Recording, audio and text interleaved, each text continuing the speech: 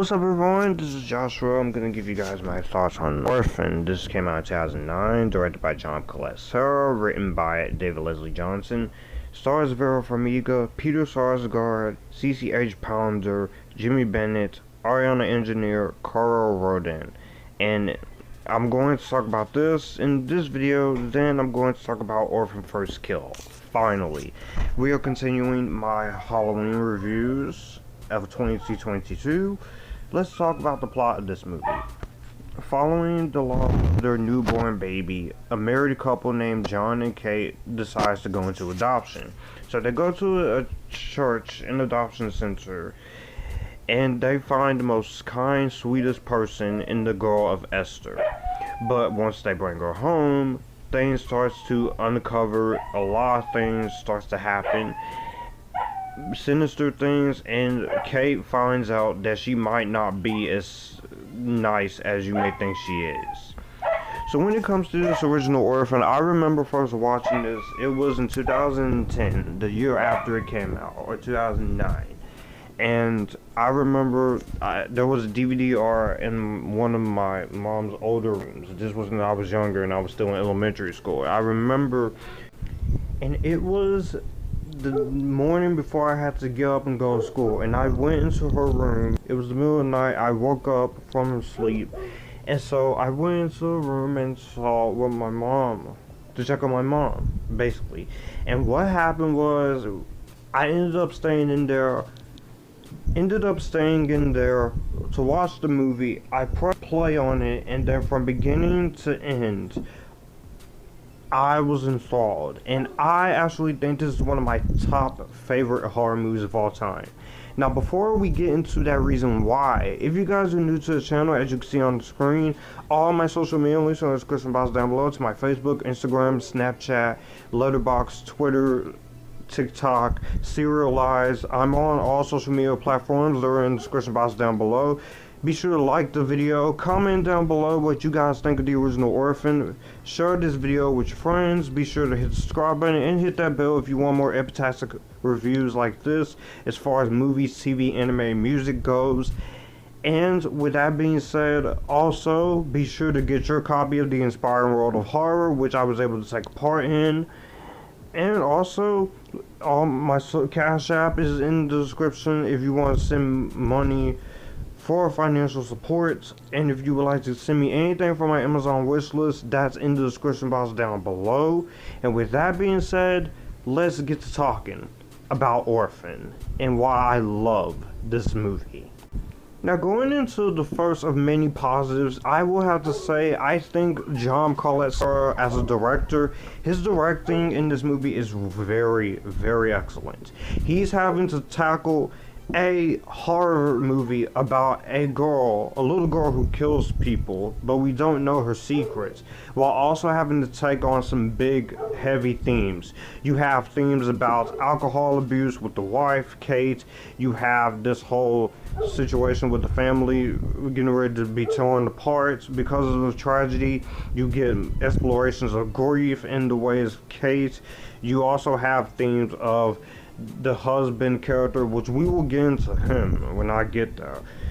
But anyways, we got into that with him and his infidelity, and then how he's not very trustworthy of his wife. And you have this whole thing with almost putting one of the kids in danger in the case of Max. And even when it comes to Esther, with her killing people, and also there are some things that she might have daddy issues or some kind of abuse, and also propositional dwarfism.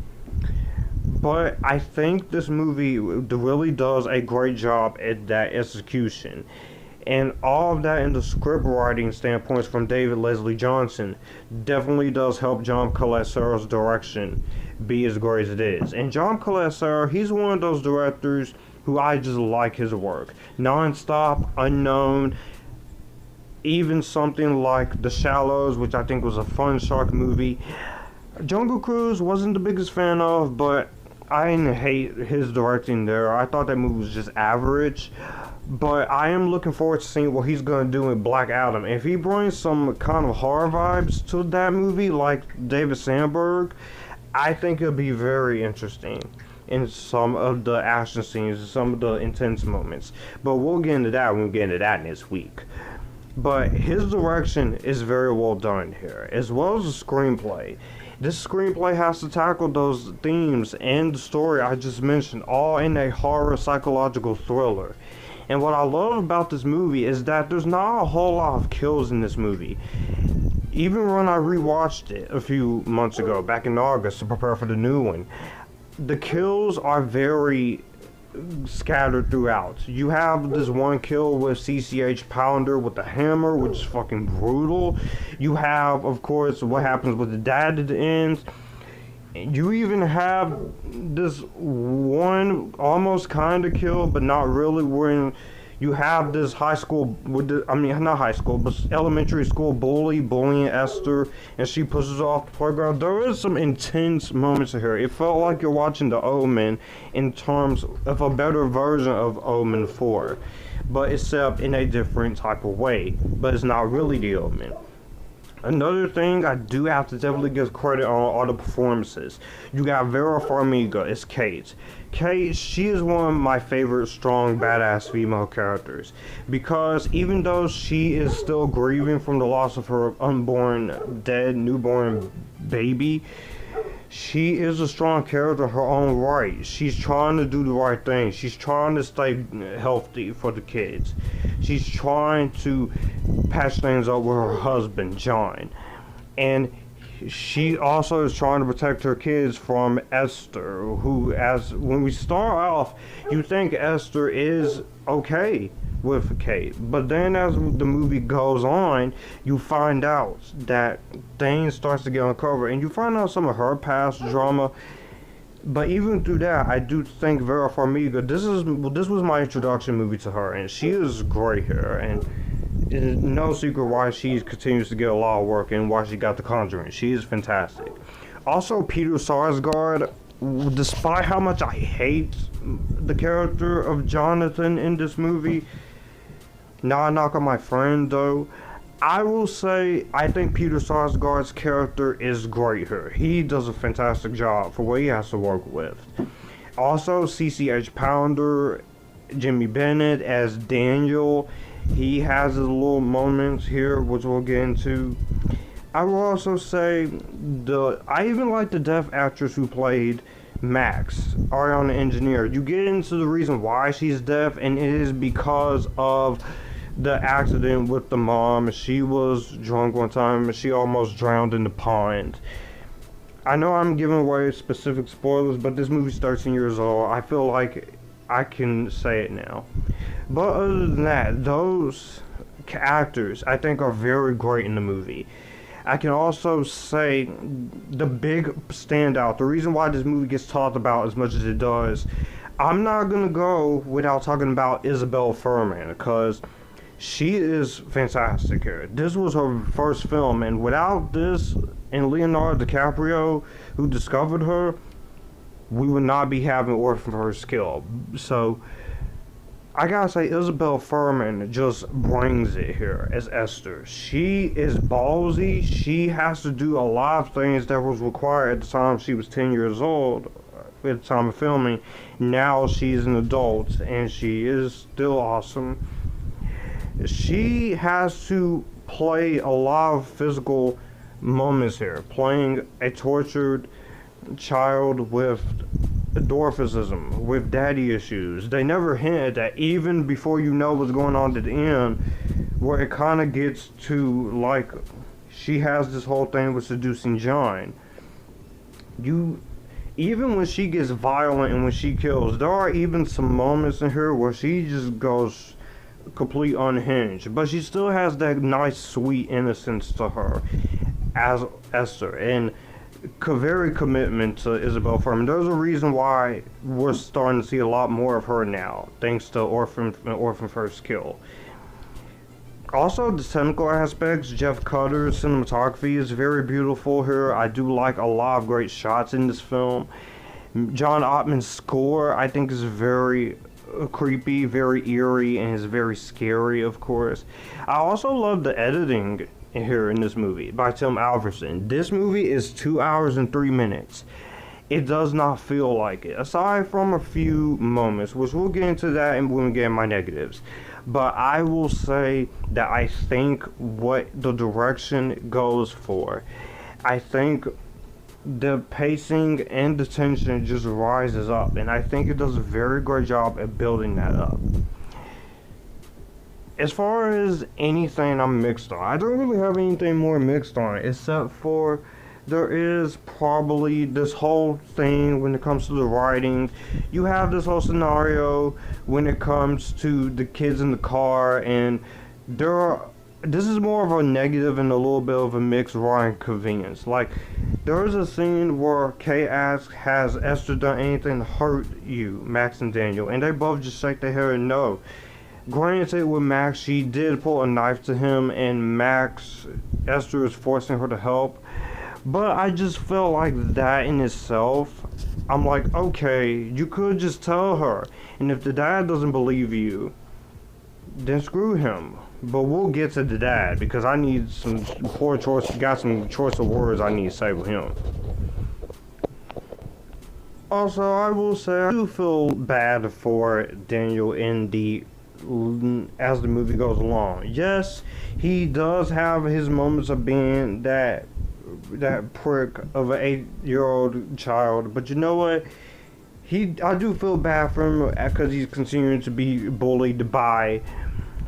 As I will say this now, I do think what he does at the dinner table was a little bit uncalled for, though. Daniel, apologize to your sister.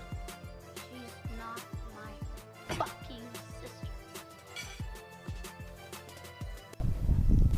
I only have a few issues when it comes to this movie. I've already touched on the writing, little convenience problem there. Like I said, I do wish you could just had a scene with them just telling the mom that Esther tried to hurt me, or Esther made me watch her kill CCH Pounder's character. I feel like if they had that, it would have been fine. And another one of my issues, maybe this is just me, rewatching it here, I do appreciate the runtime. I do think it's just a little lengthy, just by 10 minutes. But that's all I'm really going to say about it when it comes to it. It does have a few slow moments, and there is some little bit of writing issues there that I can definitely vouch for with everyone else. I will say that now. That is one of my issues, I will definitely say. Now, before I go into my last issue, I do want to talk about how I think about the twist. Because this is the thing everybody wants to praise this movie for, and I have to talk about it.